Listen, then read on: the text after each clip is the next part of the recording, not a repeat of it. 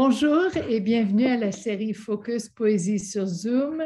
C'est la dernière lecture de notre deuxième saison, ou de 2021, on va dire. Cette série a été créée par Gabriel Safdie et est produite par le Centre des arts de Stansted, dans les cantons de l'Est, une région qui est sur un territoire traditionnel et non cédé du peuple Abénaki et de la Confédération Wabanaki. Nous sommes reconnaissants et fiers de faire partie d'une longue histoire de création et de partage d'histoires sur ces terres.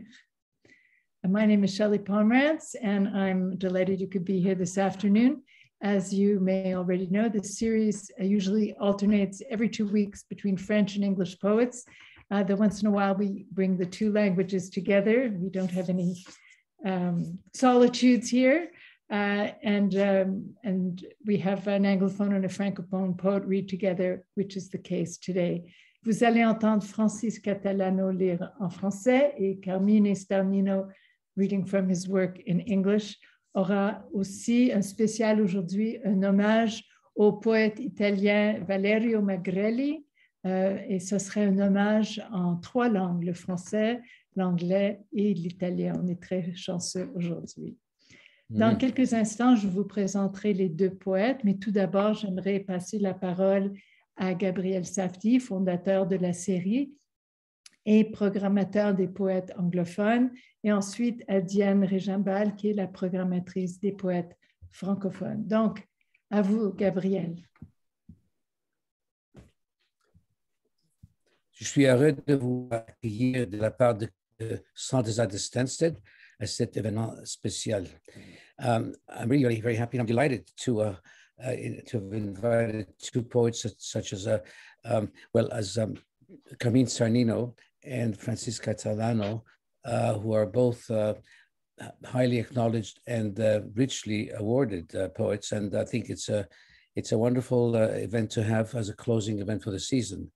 I would like to remind you also that this is really truly a Centre des arts de Stansted event that includes our entire organization. That, for example, this afternoon we have an event a jazz event in Stansted, BB, of Yannick Rieu, a really renowned jazz player with his group, and that's also the closing of the season. We are now working toward getting our theater constructed eventually hopefully by next year. So I want to thank you all for being here and thank the poets, having all the poets who have participated in the series so far. It's been a wonderful run. It's a third season, and we'll be going into this 4th season as Shelley will explain. And I do think that we're ready for a great reading. So please go ahead and enjoy. Diane, à toi. Alors, bonjour à tous. Je suis vraiment ravie que Francis Catalano ait accepté mon invitation. Vraiment ravie. Francis et hi, Carmine. I'm happy to hear you today. Francis Catalano est un poète que je connais depuis très longtemps. On se croise dans différents événements. Particulièrement, on s'est souvent croisés à la revue Exit. Francis est un poète voyageur qui est vraiment très sensible au territoire, aux lieux qu'il habite et aussi un traducteur du poème. Et vraiment, je trouve que c'est un ensemble très sensible pour un poète que d'être et poète et traducteur. Et j'ai envie de vous lire un tout petit poème. Je vais me faire plaisir, de faire plaisir aussi peut-être Francis. Alors, c'est un livre qu'une lueur des lieux, oui, que j'ai beaucoup aimé et que tu m'avais dédicacé d'ailleurs. Et je vais aller avec un poème qui va un peu avec le temps aussi d'aujourd'hui.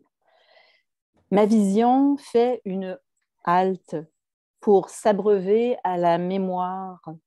Je pense à toi et ton image apparaît aussi tôt dans le reflet ondoyant du non-être.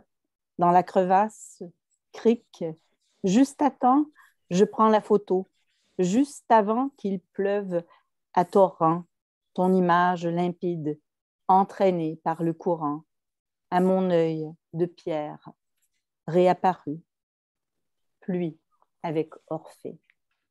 Ah, Alors, merci. Merci. je vous souhaite une très belle lecture à tous les deux. Merci. Merci Diane. Merci Gabriel. Maintenant, je vais vous parler un peu des poètes. Francis Catalano a publié 7 livres de poésie, dont Qu'une lueur des lieux par l'Hexagone en 2010, qui a reçu le Grand Prix québécois du 26e Festival international de poésie de Trois-Rivières et était finaliste au prix du gouverneur général.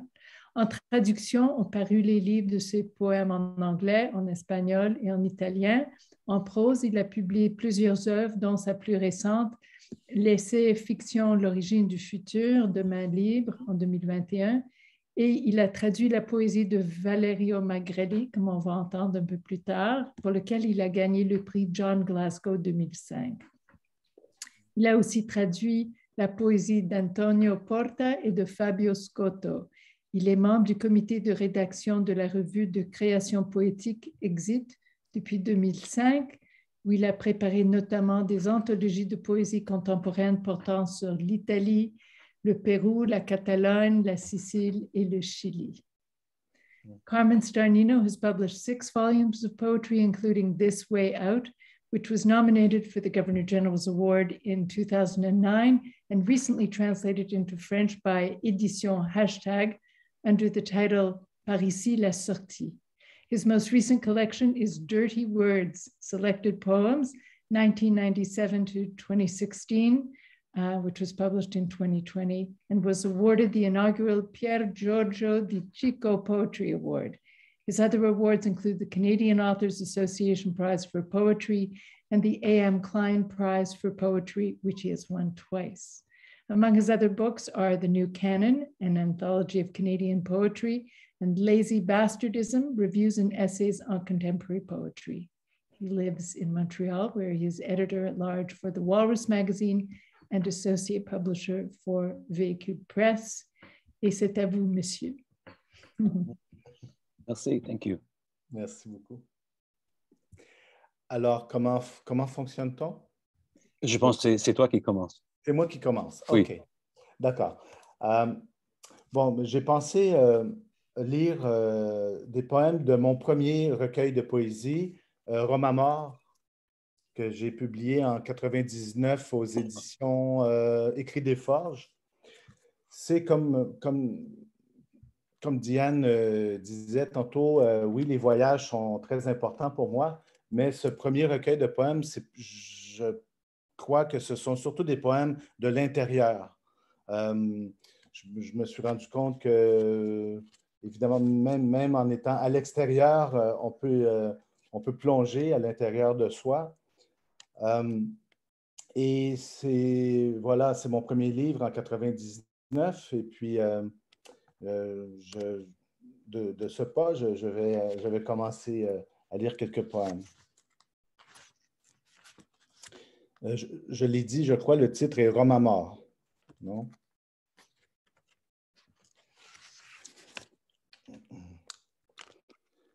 Le fameux palindrome Roma à mort, non? J'aimais bien mettre ensemble les deux mots pour faire comme une espèce d'aller-retour, peut-être justement entre l'intérieur et l'extérieur. Derrière les murs, il est des murs, et derrière encore un réseau d'aqueducs anciens. Durant la nuit, l'eau a dormi, détenue croupissant, écrouée dans des coudes et des raccords. J'ai ouvert le robinet, levier libérateur, et, avec les mains mises en coquille, ces 10 fossiles pétrifiés, j'ai recueilli le jet, arrosé le visage qui a éclos.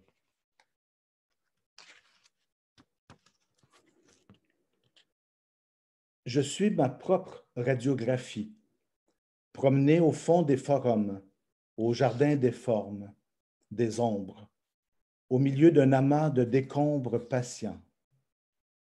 Je suis projection, simulacre rasant les rudérales pierres noires.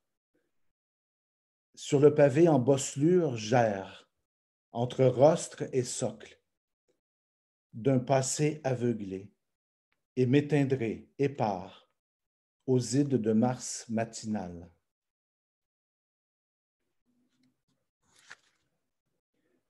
Vus d'en bas, les toits de tuiles incurvés ont l'aspect flou du homard au fond de l'eau, sa vulnérabilité, sa couleur terre cuite. D'ici, on dirait qu'au moindre péril, ce qui abrite s'abrite aussi.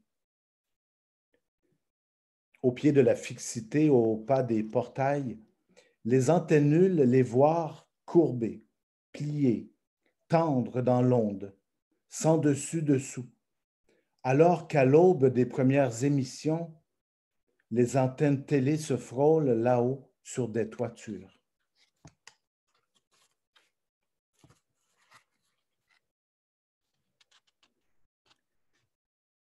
Un touriste avance en sens inverse un détachement de jeunes tziganes, yankees, pickpockets aguerris, une dent en or et pourvu des rabats d'une boîte en carton.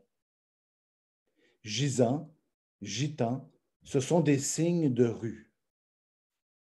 Le futur, tôt ou tard, les romanichels le chipperont aux touristes, dans la poche intérieure du veston, sa doublure, les coutures décousues.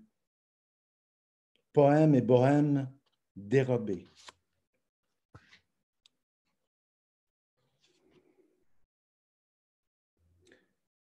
Je cite, la langue est un moyen de s'entendre indispensable, mais sans direction, et donc utilisable arbitrairement, un moyen aussi indifférent qu'un moyen de transport en commun, tel un tramway, où n'importe qui monte et descend. Martin Heidegger dans Introduction à la métaphysique. À l'arrêt, j'attends, muet, que s'immobilise une phrase pour y monter. Je sors d'un long mutisme.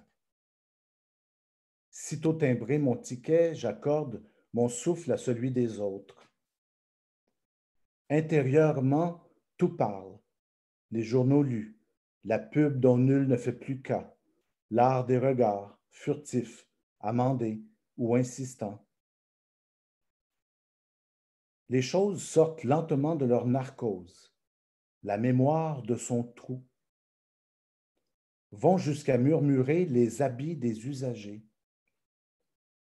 Mais sur leur visage, que dalle, lignes, tangentes, sinus d'un graphique. Tout en oscillant, j'avance ceci ou cela, que les idées piétinent, ne vont nulle part, langue pleine à craquer. Attendu que les paroles s'envolent par des systèmes de transport en commun, je préfère de loin descendre au prochain arrêt et marcher seul dans l'imprimé.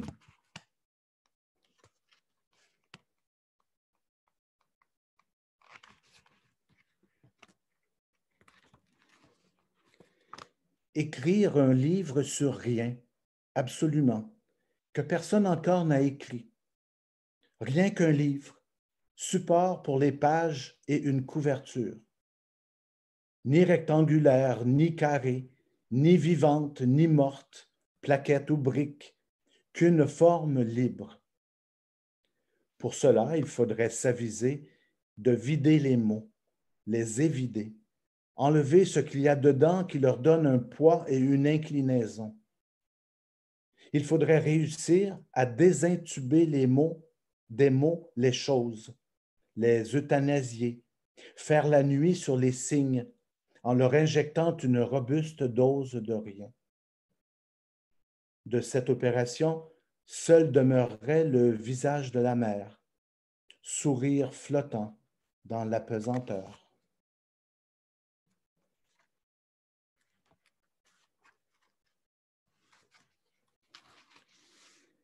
Via del Corso, 2 millénaires se sont écoulés et je reluque encore ces filles aux barésilles, idolâtre de Madonna, marbre de Canova, allant de la place du peuple au Capitole michelangelesque. Le pas quasi teutonique, au son du heurt des talons aiguilles sur le pavé de pierre, naissent des flammèches, des Afriques, un réseau d'amour et de désamour, filant, se défilant, cousus de fils noirs, elles font au décor vertical une très belle jambe.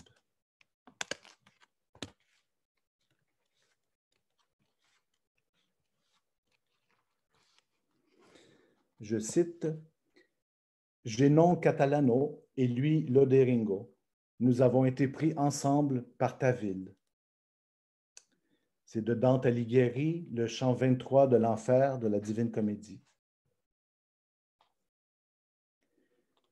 Forme d'une forme, libéré d'une autre forme et reconduit parmi les formes, je dévale un parcours obnubilant, celui qu'emprunte le froid lorsqu'il traverse la laine et les eaux. Mon étoile en trompe-l'œil et moi à sa suite disparaissons dans un labyrinthe d'aspects familiers, une ville, sa configuration. Coupole dispersée sur cette ligne de fuite, soyez mes bulles apaisantes.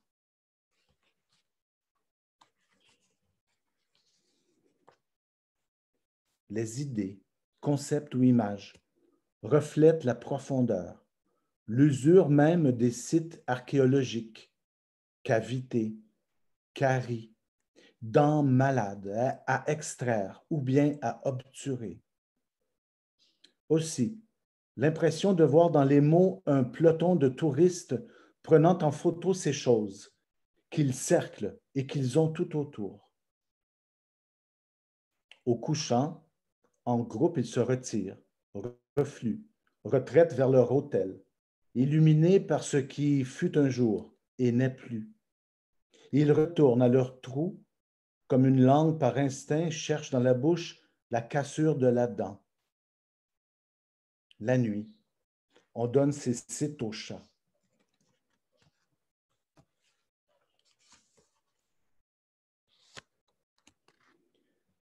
Brunissent le soir les pastels de la ville et lorsqu'on avance d'arrache-pas vers l'ambre jaune crépusculaire, on dirait que Rome se referme, comme ces livres animés à 3 dimensions, quand le décor replie ses formes, quand le relief retourne au calme plat, et se croyant au centre, quand le monde se reploie sur soi, on rentre la tête sous l'arc de Trajan ou le Colisée, enfin enclin à l'autoscopie.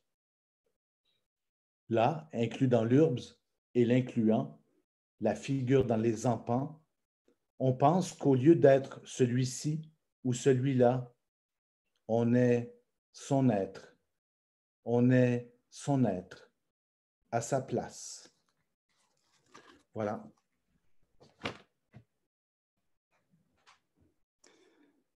Comme on peut voir, c'est un voyage intérieur à Rome, dans une Rome intériorisée peut-être.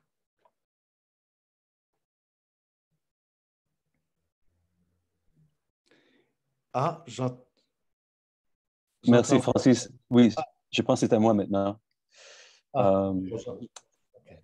I guess as you all have intuited, we will be alternating readings a few times, and then we'll be ending with readings by Valerio Magrelli. I am going to be reading from my selected Dirty Words. I thought I would pick poems from each book that I've published, ending with new work.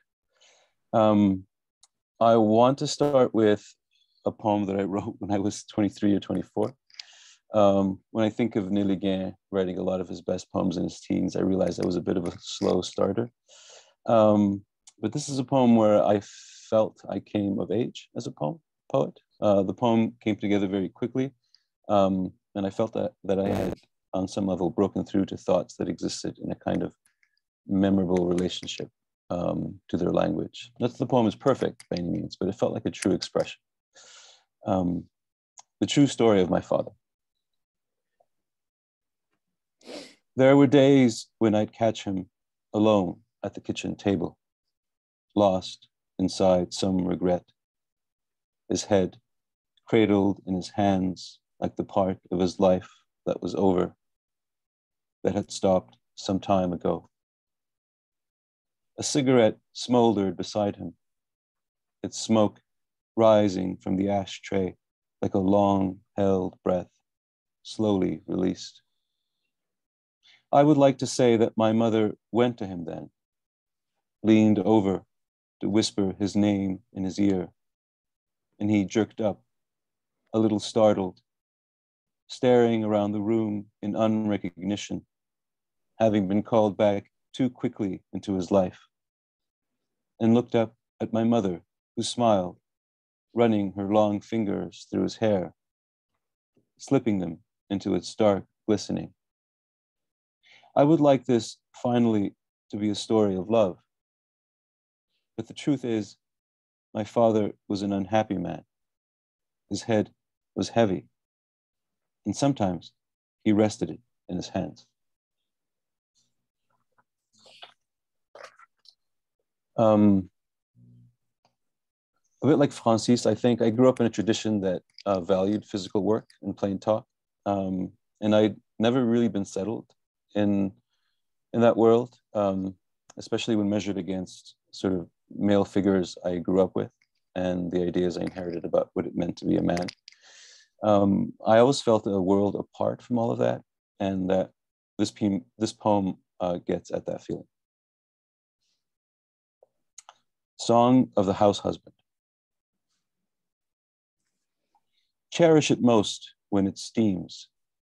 Steam, though, fails to praise its seethe of vapor, or propped upright, the suspirating hush as it catches its breath. Flanks like the shins of a ship or open halves of a muscle, and on its brow, the spirit level's impressionable bubble. Fructifying flatness, it takes my trousers' frown and gives back pleats, takes my tired, tucked-in shirt, makes it newly dapper. And really, nothing's like the hiss of its hull kissing a dampened dent, releasing that rich roadside scent of rain on dust. Hope for the linens freckled with folds, hope for the crimped, the crumpled, the crinkled, the crushed, hope for the ripple, the ruffled, the rumpled, the rucked. Oh, coffer of creaselessness. I do not know how to cut a straight furrow. I do not know how to drive a batch of nails, but grip your handle as I would a spade, your heft, the heft of a hammer. I like to iron. I mean, in case you guys missed that. One of the professional difficulties of being a poet for me is that I always think that other people are leading more interesting lives. So this is called Our Butcher. I could bone up, be the right man for that one-man job, hang by its hocks, a rabbit shucked from the jacket of its black bristled fur, and still talking in twitches. As well, I might grasp the particular way he swings a cleaver, brings it down on a neck like a primitive. More to the point, I'd learn to move the beak of my blade into the fragrance of a flank, her brows apart, the chest's cardiac leafage, my white apron, a blotchwork of blood. I'd like to pickle ox tongue and pig feet, screw lids on sheep tripe and calf brain, set out jars like indices to carcasses unpacked like suitcases, striated and plush, cruel work with fat and grow-grained with gristle. Meat is not semblance, meat is baroque. That said, I'd love to break back the pages of a shank and read all day, tales about the flex and kick, the squawk and gack of things and pens, grass nipping goats, had been hens, hogs which nuzzled mud and snorkeled its odors until their plug was pulled and the spinning gears stilled to small organs. Organs I'd like to disinter and wrap, risen again inside the pink of new paper skin. That's it for my portion. C'est à toi maintenant, Francis. Ah, déjà? Oui. Oui. OK. Alors, je vais lire cette fois-ci un extrait de mon dernier livre, L'origine du futur, dont Diane a parlé tantôt. C'est un livre un peu, comment je présente, un peu étrange parce que, un peu inclassable parce que c'est ni un roman, c'est ni un essai, c'est ni un recueil de poésie, mais en même temps, c'est tout ça à la fois. Et en fait, c'est comme une histoire de l'Amérique du Nord, de l'Amérique tout court, mais surtout du Nord. Une histoire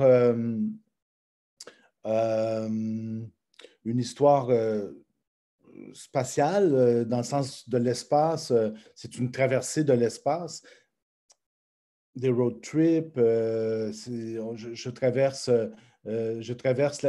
l'Amérique par la voix de mes ancêtres. Surtout, je donne une voix à mes ancêtres, entre autres, et parfois je donne une voix à mon fils qui devienne le narrateur, à ma grand-mère maternelle, à mon grand-père paternel. En fait, c'est un livre d'une certaine façon sur l'immigration. L'immigration, mais d'il y a très, très longtemps, même avant l'arrivée des Européens. Et justement, l'extrait que je vais lire, qui s'intitule La Laurentie, je parle en fait du moment où des hommes, des humains, sont partis d'un lieu qu'on croit être l'Asie et qui se sont amenés en Amérique par le détroit de Bering dans des temps immémoriaux. Et sous forme poétique, j'ai écrit un texte. Je ne le lirai pas complet pour rester dans les temps, mais je vais lire un extrait, le début de cette partie qui s'intitule La Laurentie.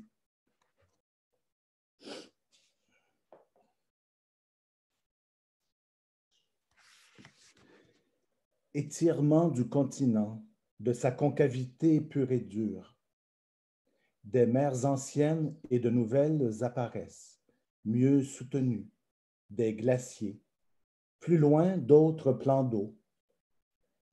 Puisque nous y sommes, les passages obligés, qu'ils soient de glace ou de tourbe, mènent-ils vers le nord ou vers l'ouest?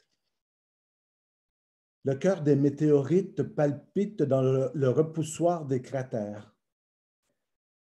Distincte de son destin, l'âme du fer cherche encore à ce jour une issue viable à son voyage intersidéral. Eût-il mieux valu qu'elle s'allie avec des métaux plus modernes, tels le nickel, ou qu'elle heurte plutôt la croûte terrestre d'un seul tenant? Les rifts médio-atlantiques n'ont cure désormais de ces répercussions. Il est trop tard.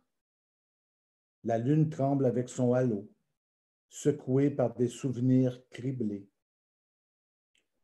Une quantité inimaginable de fossiles trouvés sur les plaques dites tournantes de la Terre s'avèrent morts-nés.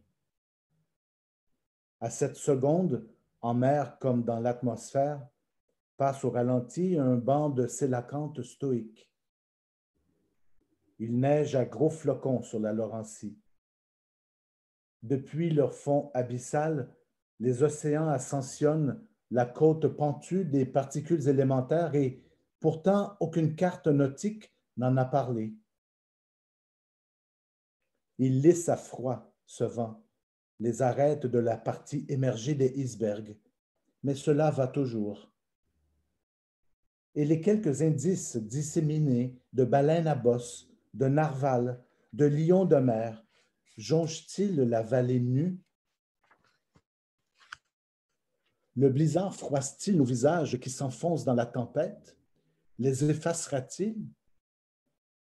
La Laurentie glisse vers son propre socle, aimante et aimantée. De grands sabliers sans sable, formes sans fond, fragiles, deux formes ovoïdes translucides qui jonchent le sol par milliers. Et c'est la Laurentie, un ready-made sans avant ni après la lettre, posé là, là, là et là, un peu, à peu près partout, n'importe où, ou en tout cas à la verticale, sur un territoire vague, vaste, de démesure. De plus, lorsqu'il neige, on croirait voir l'une de ces boules à neige acquises dans une boutique de souvenirs ou au marché aux puces, qui, une fois agitée de tous côtés, simule une tempête monstre. Nous sommes ce que nous sommes, voilà, car nous tenons toujours debout, sans plus. Quelqu'un a-t-il idée du peu que nous avons à faire de la motricité d'une sphère? C'est connu. La Laurentie date d'avant l'ère du daguerréotype. C'est une surface plane où nous allons, gros plan sur nos épaules voûtées par des choses qui ne portent pas de nom encore, cela va de soi. Nous sommes éblouis par un flash au magnésium. Les glaces réfléchissent beaucoup de soleil. D'où vient ce désir d'avancer? Qu'est-ce qui nous pousse à poursuivre l'œuvre que d'autres ont commencé avant? Serait-ce les voyages lents, peut-être contraires du vent? Serait-ce d'érosion en érosion ces âmes-là qui pendillent tranquillement au-dessus de nos vraies bornes, nos auras, accrochées à elles comme à des quartiers de lune? Ce sont hélas des ossements de mammifères gisant par terre tout le long de notre route.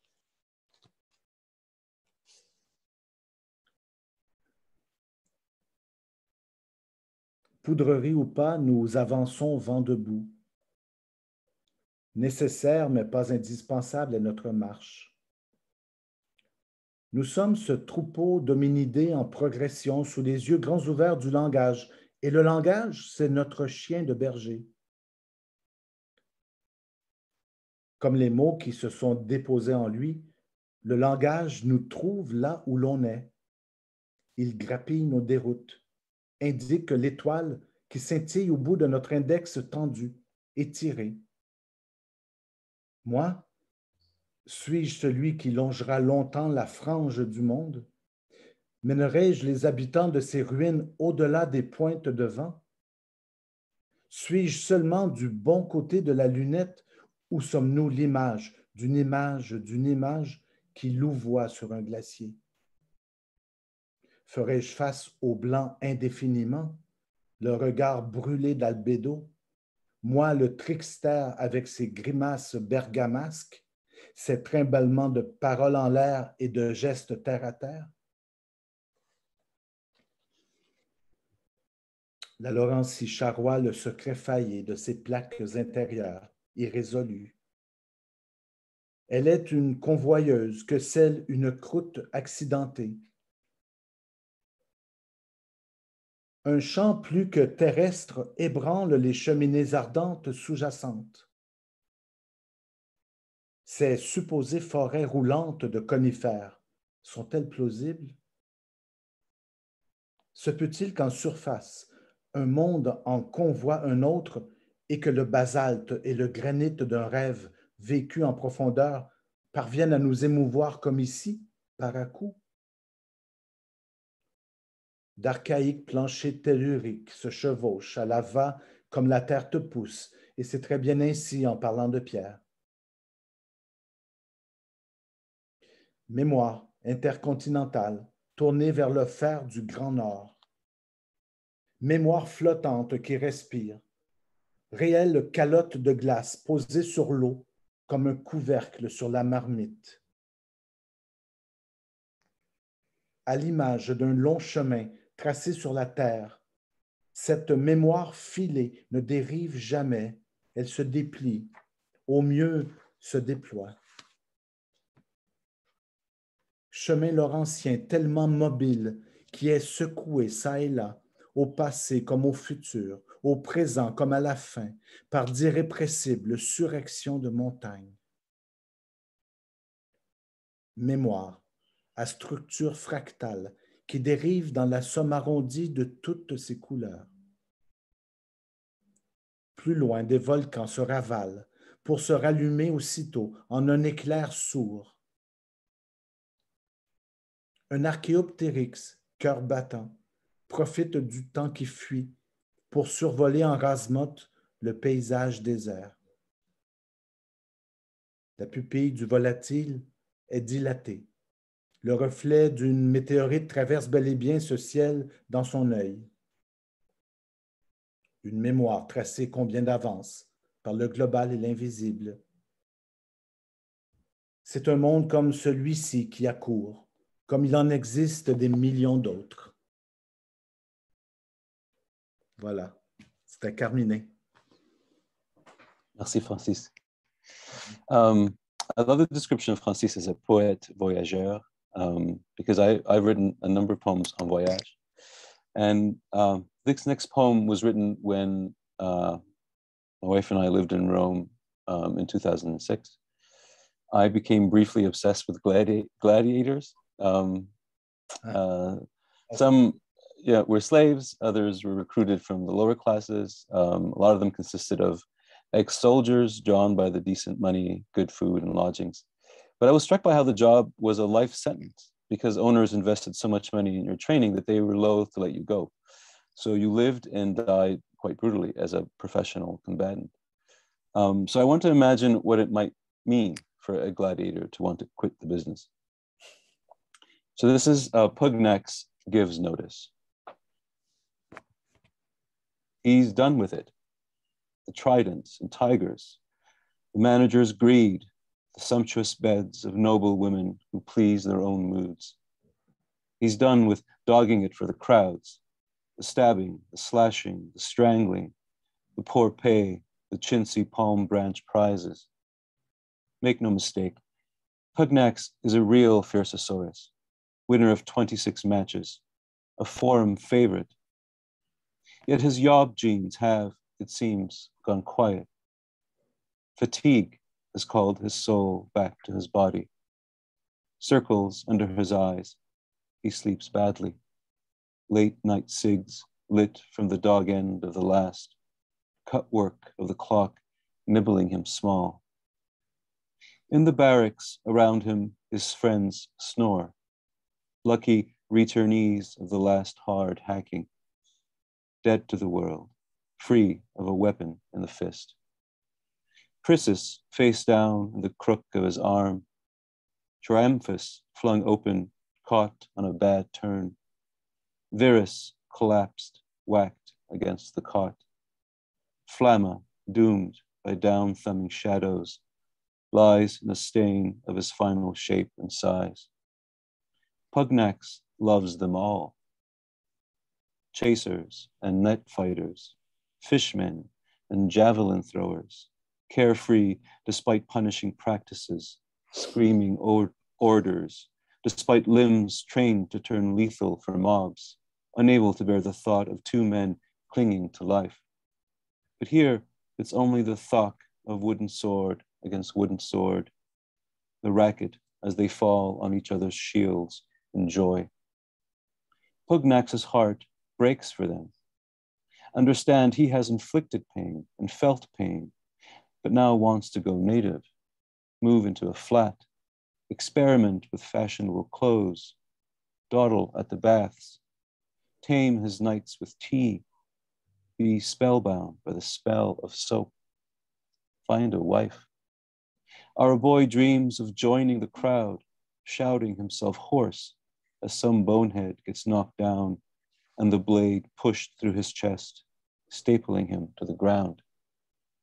At intermission, he'll watch as the blood is raked over with sand, thinking chore thoughts, yard work, paint jobs, weekend projects.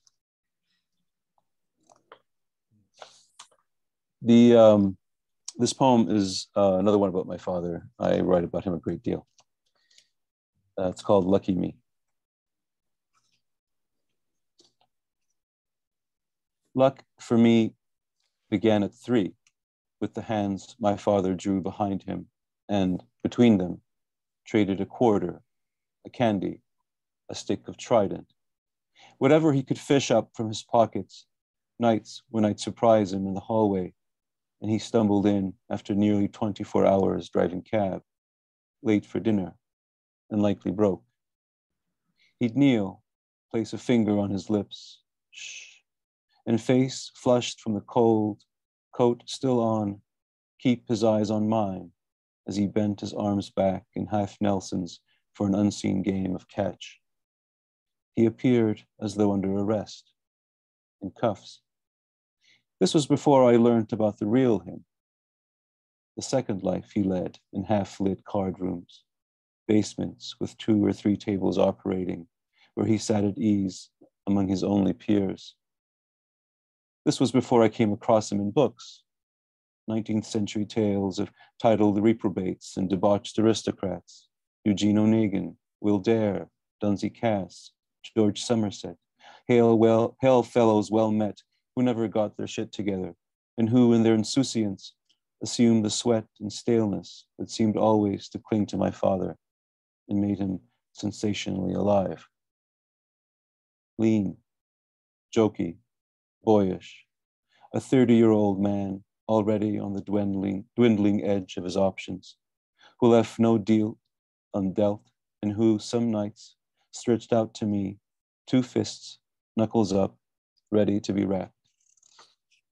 I tapped one, and slowly, so slowly it was showmanship. He spread his fingers, my prize in the palm. I always knew where, always guessed right. He'd shake his head at the fluke, tip or wink at my second sight, my mind's eye, my 6th sense. Then, suddenly grim-faced, apologetic, went to face my mother in the kitchen. My mother, who always seemed to draw the short straw, always found herself on the round end of every risk, tetchy and resentful, glum, bombshell of her courtship, now counting out the chores, who never read Chopin, Woolf, Plath, or Rich, never summoned the second sex as witness to self-deceptions about the life she was lent, this marriage that ran riot over common sense. A still young wife now yelling at a boy husband who waited until he had had enough, waited, that is, until she started to sob, and left that room unfussed, ultimately unrepentant, heartthrob with his umpteenth cigarette, quarter-inch stubble, coat collar flipped up, the great illusionist in full regalia. But what did I know? Those seemed to me his finest hours. Of course, I grew up, saw the light, adjusted my sight to the person he was, a smirking Peter Pan rigged on the stage wire of his own self-love. But the upshot is how he had me convinced his 2-fist Monty was a trial of sorts, a test, that my luck would make good on its promise, that all I deserved would take root, bear fruit, that I would never use up what my life would yield. I believed it, yes. But as I learned from Chekhov, life's real work at times is shutting illusions off. Yesterday, I watched a young man kneel down to a girl bawling in the street. He reached behind his back. This after years of saying my father loved me the only way he knew best, and saw 2 treats, one inside each palm, which he held out in fists. Of course, she was dead on, stopped crying, amazed her choice once again was real and true and right. I once had a story to tell, a sad one, about a father and the family he never worked for, cared for, spared much thought for, a hard luck have-not, waiting for a huge payout that was never in the cards. But now I think of the luck that brought you to me, and I thank a luck that flowed from yellowed fingers, a luck that had a cigarette smell, casual shoulders, a luck that drained the years of the light of the wife it touched, left her sitting with pursed lips and crossed arms, a luck that began at 3, with a man with no luck, who, wit of the debtor, humor of the cleaned out, knelt before his son with two sweet, perfect bets.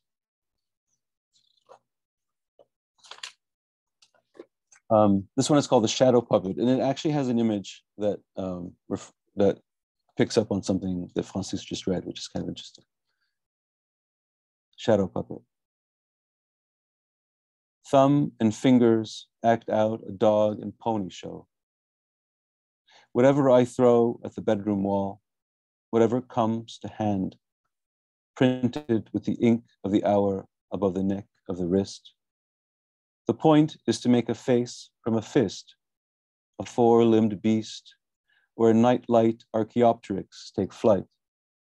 The point is to make something from the laying on of nothing, then wait for the shriek of my little girl's laugh, at the shapes I flash, at the other me, the mirror side man, signaling back, his cropped outline bereaved of body, as I square my palm against the shape around it, cast the darkest version of myself, center stage.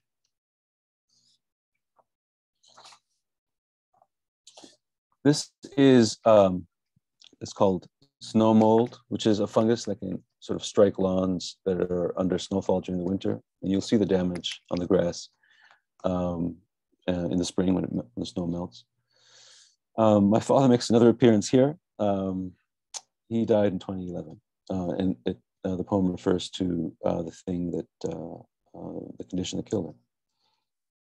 Snow mold. Boot heel-sized masterpiece of bottom feeding. There you are at last.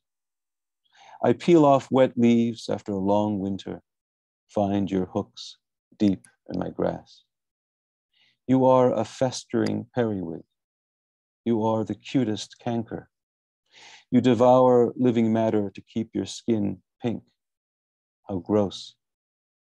But it's what I like best about you, how you hide and grow, sup under all that snow.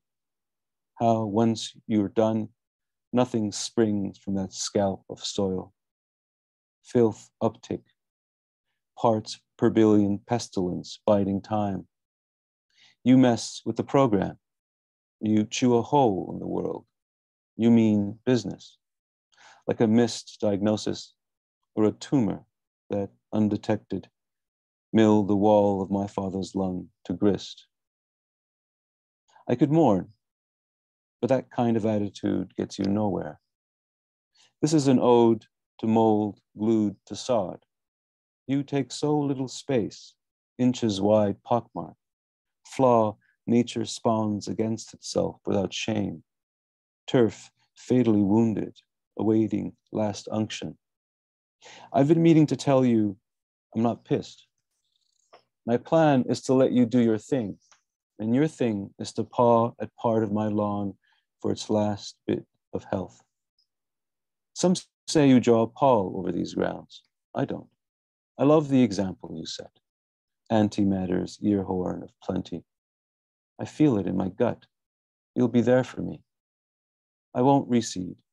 I'll give you the room you need. Please stay. You've earned your sick day. C'est à ton tour, Francis. Est-ce qu'on on passe à Magreli en ce moment? Ou... On peut, oui. J'ai compris qu'on a 3 sessions et après ça, on va à Magreli. Je ne sais pas si on... Moi, je ne sais pas. Est-ce que... Je pense que c'est une bonne idée de passer à Magreli. Oui, parfait. Parce qu'on arrive presque à 5 heures. OK. Alors, on peut faire comme Carmine proposait. Donc, c'est lui qui commence, non? Peut-être qu'on peut dire deux petits mots sur ce qu'on va lire de Valerio Magreli. C'est un extrait de seulement un petit bout de son livre qui s'intitule en italien Didascalie per la lettura d'un giornale, que bon, que j'ai eu la chance de traduire aux éditions Les Écrits des Forges et qui est devenu Instruction pour la lecture d'un journal. En anglais, je crois que le Carminet pourra peut-être, parce que je n'ai pas l'édition anglaise, c'est Carminet qui l'a. C'est un livre un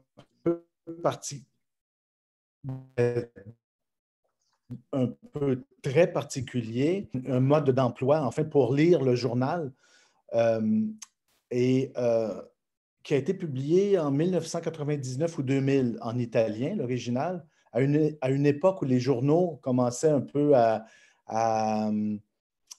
disons, à faiblir ou enfin à être moins importants qu'il l'était par le passé. Et disons là, le déclin, on peut parler du déclin des journaux avec tous les problèmes qu'on sait, bon, les problèmes de commanditaires ou tout ça, et puis bon, avec les journaux en ligne et tout ça. Et donc, c'est un livre un peu, comment on pourrait dire, c'est un livre qui voyait dans le futur, là, un livre, le mot m'échappe. Ce qui est génial dans ce livre-là, c'est qu'il décompose chaque partie d'un journal pour en faire un poème. Tu sais, il peut y avoir un poème sur l'horoscope, un poème sur le sport, un poème sur les annonces immobilières. Et puis, c'est comme s'il décortiquait le journal pour en faire un livre de poèmes. Alors, c'est ce que nous avons décidé. En fait, c'est Carminet qui l'a proposé de lire ce livre-là parce qu'il aime beaucoup ce poète. Alors, moi, je dis bravo, c'est une excellente idée. Alors, on peut lire quelques extraits. Alors, moi, ce que j'ai ici, c'est Carminet qui commence avec le poème date en italien et en anglais. Moi, je vais lire en français. Après, on va lire barcodes, horoscope, saint of the day, puis weather forecast. C'est bien ça? J'entends pas. J'entends pas. Excuse-moi. Yeah, the English translation of the book is Instructions on How to Read a Newspaper. Maglelli was born in Rome, I want to say 1957, maybe. And he was 23 when he published his first book. He is arguably one of the best poets now writing Italian. He writes in this very precise and, as you'll hear, very linguistically charged way. The poems are quite compact, which can make them tough to translate because a lot happens in a very tight space. They're also quite simple and fragmentary. He described his poems once as pickup sticks dropped on a table, which I find absolutely charming and gives you a sense of the simple, improvised nature of his style. So this is called date or data in Italian. So I'll read it in Italian, then read the English, and Francis will read the French. Si comincia da qua, luce di stella morta, giunta da un trapassato presente. Il suo oggi e lo ieri, luci salma, memoria di un oltretumba quotidiano. It begins here, light of a dead star that has reached us from the pluperfect present. Its today is yesterday, corpse light, the memory trace of a daily afterlife. That's from the translation of James McKendrick, the British poet Jamie McKendrick, sorry. Alors, la version française, date. On commence par ici, lumière d'étoiles mortes, parvenue d'un présent trépassé. Son aujourd'hui est l'hier, lumière dépouille, mémoire d'un outre-tombe quotidien. Alors maintenant, je vais lire un autre poème, cette fois en italien et la traduction française, et Carminet lira la traduction en anglais. Codice a bare. Onoriamo l'altissimo vessillo che sventola sul regno della cosa, l'anima crittografica del prezzo, rosa del nome e nome della rosa, mazzo di stelle, fascio di tendini e di vene, polso per auscultare il battito il battito del soldo, code barre. On honore le très haut vexille qui flotte sur le règne de la chose, l'âme cryptographique du prix, rose du nom et nom de la rose, bouquet de tiges, gerbe de tendons et de veines, pouls pour ausculter le battement du sou. Barcode. Let us honor the topmost banner, fluttering over the kingdom of commodities.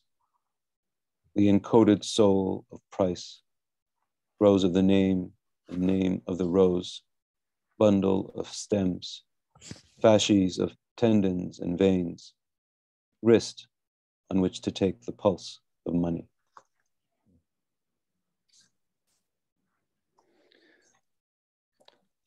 Alors, horoscope en italien par Carmine. Oh, c'est moi qui lis l'italien? Oui, horoscope. Ah oui? Oui. Non, c'est pas vrai, je me suis trompé. Non, c'est toi, c'est toi. C'est moi qui lis. Ok, pardon. Oroscopo.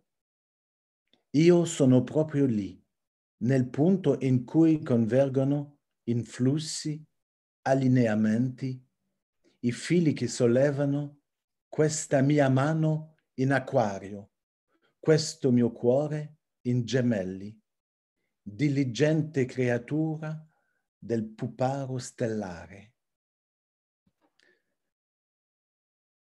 Horoscope.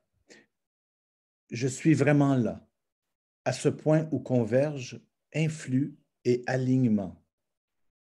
Les ficelles qui soulèvent, ma main en verso, mon cœur en gémeaux, créature obéissante du marionnettiste stellaire.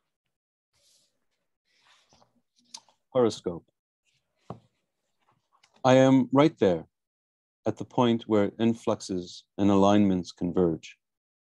Threads that lift, this my hand in Aquarius, this my heart in Gemini, as a diligent creature of the stellar puppeteer. So I am reading the next one, I think.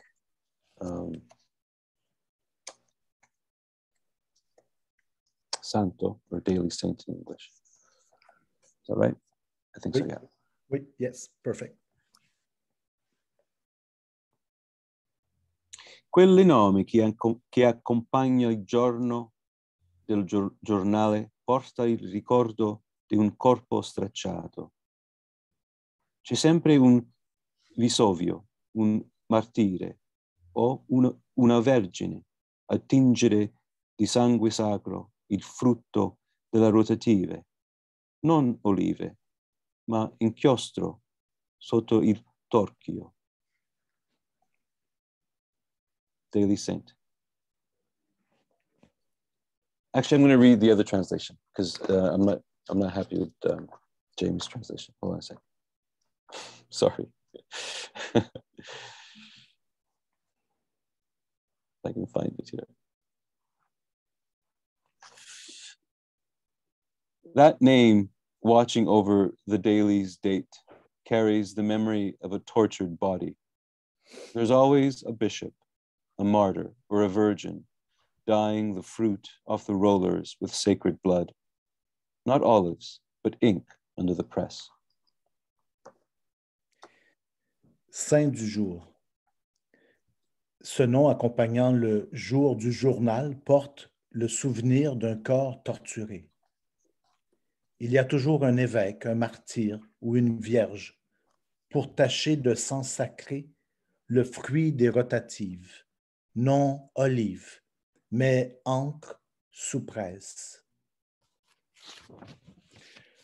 Alors, je vais lire le poème Météo.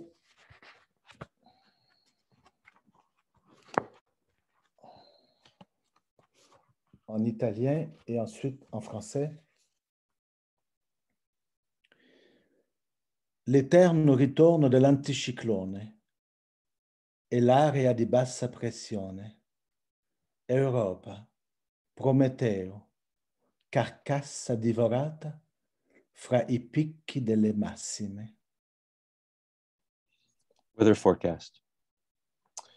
The eternal return of the anticyclone and the low pressure area. Europe, Prometheus, a carcass devoured between the highest peaks. L'éternel retour de l'anticyclone et la zone de basse pression. Europe, Prométéo, carcasse dévorée entre les pics des maxima. Voilà. Merci Enfin, à vous deux. C'est oui. vraiment extraordinaire d'entendre dans les trois langues, d'entendre les mêmes poèmes. Ça change complètement de caractère. Hein? It's amazing how much they change from one language to the other. Mm-hmm. Wonderful to hear them like that. Avec nos beaux accents italiens. Oui, j'ai beaucoup apprécié. On a une question ici de Patrick Coleman qui dit merci aux deux poètes. Il y a eu beaucoup de monde qui ont dû partir. Ça arrive des fois vers 5 heures, mais juste pour vous dire qu'il y a beaucoup de monde qui vous ont salué. Mais Patrick qui dit a general question in what seems to be a typical difference between Anglophone and Francophone poetry. Carmene's poems have titles, whereas Francis do not. Would it be fair to say that most, not all, of course, Anglo poets think more in terms of individual texts, even if their collections aim at some overall coherence, while Francophone poets think directly in terms of the book in which the particular texts are moments or fragments? Toute une question, ça. Francis, Yeah, oui. that's interesting. Yeah. Carmine, you want to answer that? Well, I mean, I think the answer is yes and no. I mean, I think you can find Anglophone poets, English poets who do think in terms of poetry cycles or poem cycles, and those who do like I do. I mean, but I mean, I'm also quite conscious of the book and where these poems fit in the book, and I've also worked on book projects, so. I don't know if you can make a clear case for it. And the funny thing is that Valerio Magrelli sometimes doesn't use titles either. Like he will work through an idea from page to page without assigning each individual lyric a title. So it's a strategy, and I don't think that strategy is particularly tied to a language or a literature. Puis vous, Francis, avez-vous une réponse, quelque chose à ajouter? Oui, peut-être résumer la question parce que je crois avoir compris, mais mais ce qu'il dit, c'est que les anglophones, ils ont tendance à mettre des titres aux poèmes et les francophones moins, et se demander si les francophones pensent plus aux livres de poésie qui va être publié plutôt qu'aux poèmes individuels. Ah, ouf, c'est une bonne question. Je ne m'étais jamais arrêté à ça. Mais j'imagine que quand tout dépend des projets, des livres, mais comme on voit avec Magrelli, dans ce livre-là, chaque poème avait un titre, effectivement. Et moi, je pense que je n'ai jamais arrivé de mettre un titre, ou sinon, c'était d'une façon entre parenthèses. Justement, dans Qu'une lueur des lieux, les titres étaient à la fin du poème et entre parenthèses. Ah. C'est peut-être une façon de fuir justement le titre. Je ne sais pas. Intéressant. On n'a pas beaucoup de temps, mais je voulais juste, tous les deux, j'ai remarqué que vous avez, c'est la sonorité, en tout cas, Carmen, you're not afraid of alliteration, I notice. And I think it's wonderful. I was looking at things like where you say, now things like the hiss of its hull. This is in Song of the House Husband. kissing a dampened dent, releasing that rich roadside scent of rain on dust, your sort of love of R's and D's there, or in Our Butcher, where you say, move the beak of my blade into the fragrance of a flank, and more like that. You're not afraid of alliteration, are you? No. You like it. I should be more afraid of it. That's the problem. I think it's beautiful. I often go for it in prose or in articles I'm writing, in titles, and I think, oh no, I should look harder, but I love your indulging in it. Well, that those were poems when I was younger, when the poetry came more easily, and the alliteration came more easily, and so I feel it's harder to say anything now. It's harder to write now than it was then? I think so. Yeah, I think the poetry was closer to me. And I think as I get older, it's just harder for me to arrive at the poems, or the poems to come to me in the same way. So the poems I feel are simpler now. I feel they're not as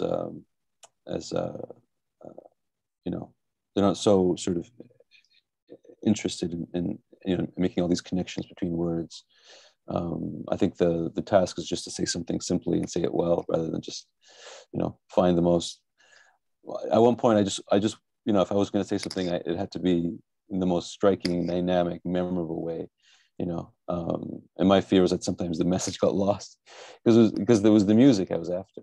Mm-hmm. And now I feel as I get older, it's the meaning, the message there. Francis, j'allais vous poser un peu la même question. Est-ce que je me demandais si vous portez beaucoup d'attention au son, parce que le son est tellement présent dans vos poèmes. Par exemple, vous dites de jeunes ciganes, Yankees, pickpocket, aguerri. Plus tard, c'est gisant, gitan. C'est très, très, très, très beau. Mais est-ce que vous pensez beaucoup à la sonorité en écrivant? Est-ce que le fait que ça soit lu à haute voix, est-ce que c'est très important? Oui. Ah oui, la sonorité, pour moi, justement, la figure de l'allitération, là, je pense que l'allitération est très présente dans mes textes. C'est comme un moteur. J'adore la musicalité du texte. Mais quand j'écris, oui, mais aussi quand je traduis, je fais très attention à reproduire la même musicalité, non? Si on sent que dans le poème original, admettons, bon, comme de Magrelli, admettons, il y a un jeu sur les sons, hein, je vais essayer du mieux que je peux de rendre cette sonorité-là. Mais ah oui, j'adore les allitérations. Puis d'ailleurs, dans mon livre « Qu'une lueur des lieux », je dirais que ce sont les sons qui mènent le sens. Les sons passent avant le sens. Ils sont même, ils traînent en arrière le sens. C'était voulu, c'était vraiment voulu. Je vais pas vous garder beaucoup plus longtemps, mais je voulais juste, c'est une question que je voulais poser à vous deux.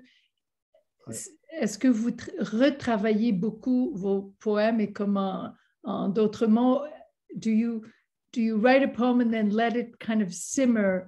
Est-ce que vous laissez mijoter ou respirer avant de retourner les retravailler? Oui. Ben, dans mon cas, Carmine pourrait dire pour lui, comme j'ai lu L'origine du futur, les poèmes, je les ai laissés pendant très, très, très longtemps. Je les ai retravaillés. C'est des poèmes qui étaient parus en 2000. J'avais été publié une première fois en 2000 et je les ai repris et je les ai laissés comme reposer pendant une vingtaine d'années pour les réécrire. Je les ai réécrits en prose. Tu vois? Donc, et ça, c'est un exemple, mais parfois, ça peut être le contraire. Parfois, ça peut être instantané. Moi, je suis toujours dans les extrêmes, là. Soit instantané, soit interminablement long là, dans la durée. Là. Oh, it depends. Des fois, c'est instantané. Sometimes the poems come quickly. But often, for me, they don't. I get a few lines, I get a sense of a shape, you know, and it takes me a long time to come to understand and realize what it is I need to say about something. And do you know, sometimes write something, then go away from it for a while and then come back? Does that happen? It happens a lot. I mean, I work in binges, so you know, I'm quite happy not to write for weeks and months, and then suddenly I can't stop for weeks and months. So it's more of a you know, how the mood takes me. But in those sort of mini fallow periods, I'm often looking over what I've done to see, you know, if anything can be kept, if anything can be improved. Yeah, it's a constant battle. Clarity. It's not. It doesn't come. Painful. It is. I'm happy to have written poems. I hate writing poems.